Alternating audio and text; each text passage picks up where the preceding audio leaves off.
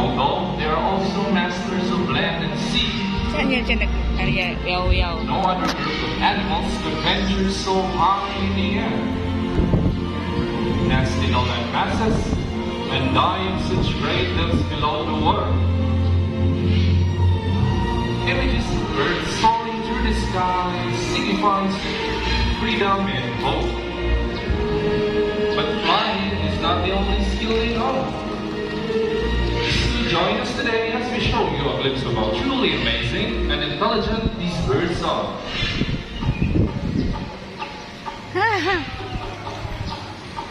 Alright, here we go. Ladies and gentlemen, let us all start the show by welcoming a flag-raising bird bandit.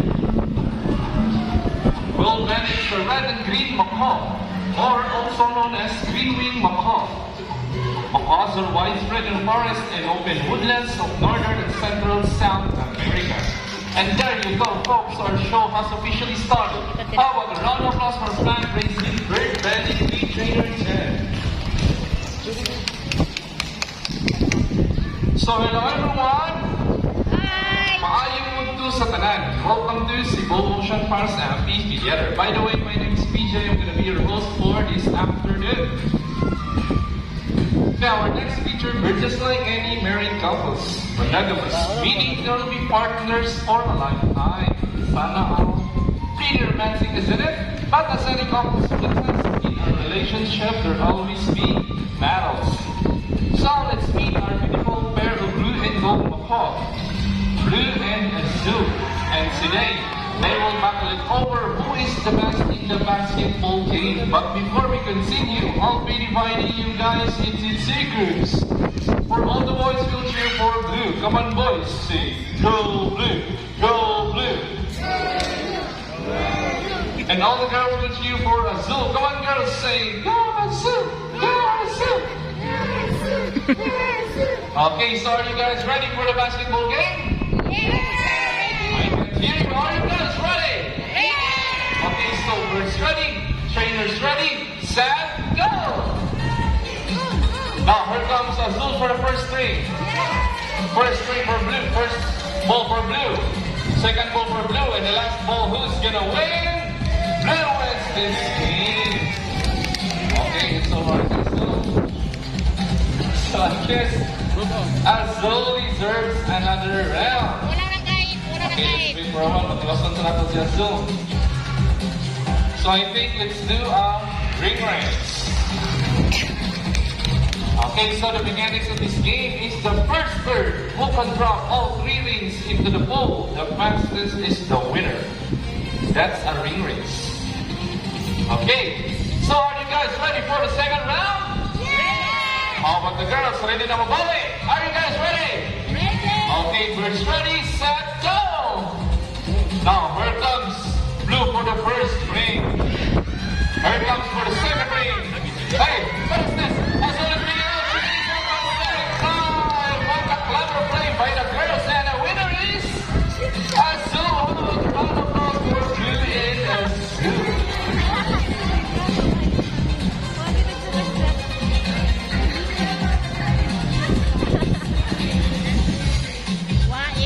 So at this moment, we would like to show more about Blue and Azul's flying ability. So everyone, please take your seat. Ready your camera as Blue and Azul will fly above your heads. So once again, Blue and Azul are both blue and gold macaw. And also, as you'll notice, most of our birds in the show are parrots. It's because parrots are highly intelligent, charismatic, colorful, and musically inclined. They have a good memory and can remember even the smallest and tiniest details. Tamad siya. Pagod daw siya, pagod. And also, parrots are very social animals. They love to go in flocks, and in captivity, they get imprinted with our respected trainers. Here comes Azul. Ayaw lang only palingog ng atong birds para dili makatlo. And it's because sa kusog kay nga hangin. And also kung opposite ang ilang direction, maglisod na sila.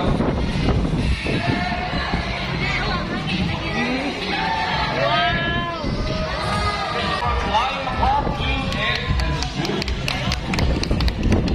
Now this time I need an adult volunteer with a 20 peso bill. 50 peso bill, 100 peso bill, any bills will do. Just raise your hand and I will choose. Okay, you ma'am, please come down here and join me in the front. I'm very bringing you your money bill. Okay, ma'am. First of all, may I have your name, please? One for the round of applause for volunteer, Miss Isha. Okay, ma'am. Can you stand right here? Please turn with me and extend your left arm sideways like this. Inside you put money between your fingers. Okay, ma'am. No matter what happens, don't move or swing your arm, okay? Okay na mga, steady lang. Do you have any idea what will happen next?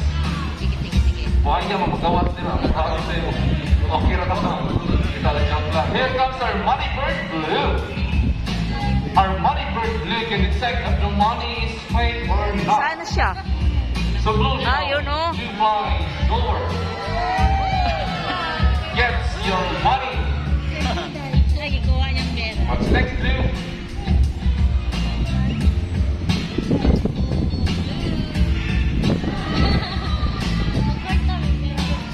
Yan yung money mo. Yellow.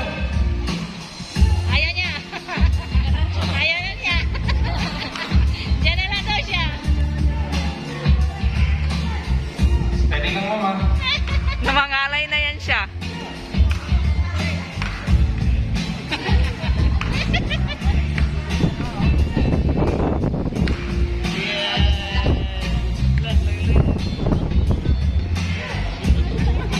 Nangalay na yung kamay niya. Oh, yes. Let's wait for a while. It's because of makatusok nga hangin. So, supposedly, nga rin siya mga stable. So, nilupad siya pababaw because dili siya comfortable.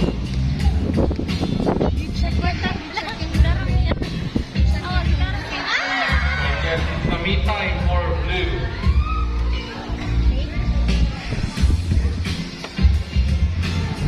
So, as you can see, guys, working with animals is very unpredictable. So, sometimes, nari sila yung tantrums or nari sila yung gusto sila mag-me time. Ay, like example, dili sila comfortable mo ko yung sa trainer.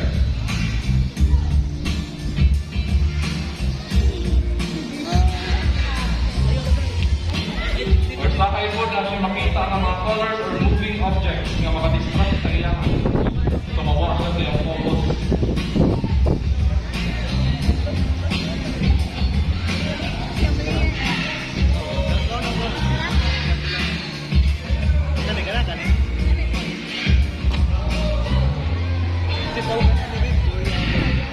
Okay, Blue, let's go. Okay, magpandila na. Okay, pagsaman, trainer. Ayaw na niya magbaba. Let's get this part.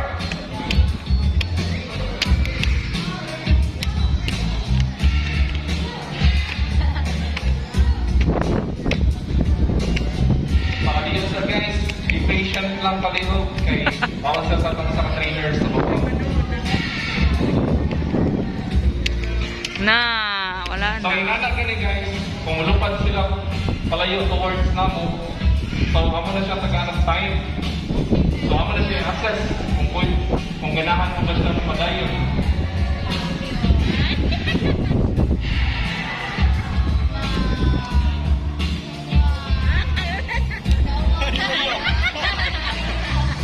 So, I guess guys, ganahan ba siya magtuwa guys. So makita niyo guys, nakita siya pagi nga malingaw siya. Sometimes magduwa na siya atong mga cards. Mali kita mo enrichment nila guys. Ayaw na niya.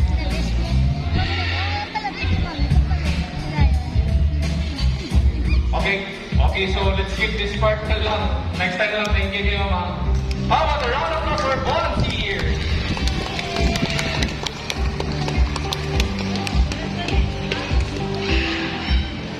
Okay, up next, let's get up close and personal with our three different kinds of parrots that we have here in Cebu Ocean Park. So, we're gonna have a close interaction with our lovely birds. Madungan ninyo atong ipalihila among mga langgam diha ninyo. Okay, let's call in our green macaw bandit, our Eclectus parrot red, and our blue and gold macaw gold. So first off, in my left, we have bandit. So kanang nasa perch. So bandit is a green-winged macaw. As you can see, their body is covered with mostly red plumage. Its wing and tail feathers are blue and green. The black macaw has a white-winged face stripe with small red feathers. They are the second largest parrot, next to the hyacinth macaw. That's why they are called the gentle giants of the parrot family. Its scientific name is Ara pleuropterus.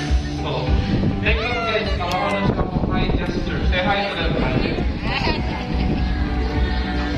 What's up, hi?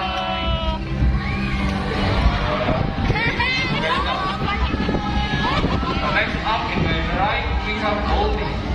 So Goldie is our blue and gold macaw. Blue and gold macaw has a beautiful shade of blue in her back and a subtle shade of yellow on their belly and inner wings. Their eyes and beaks are solid black.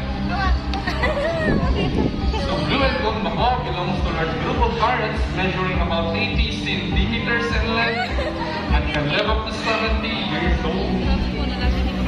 Its scientific name is Ara ararona. So kapag mo na siya hi guys, medyo shy lang.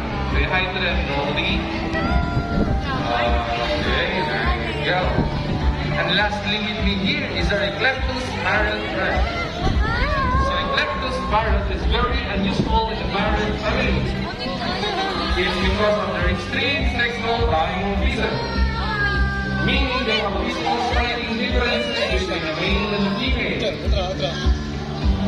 So as you can see, red right here is a female Eclectus parrot. It's because of her bright red colored feathers. Whereas the male have a bright green colored feathers. Okay guys, so take note that kanina traits is specific lang sa Eclectus parrot. So kanina birds, dali ra dyan gani mayhan. Kung makita mo kinani nga color red, it means female. Kung color green, means male. Kalaki-laki, no? The Eclectus parrot's scientific name is Eclectus roratus, and they will likely live up to, and guess, 30 years old. Meanwhile, macaws, bandit, and Goldie can live up to 60 to 70 years old.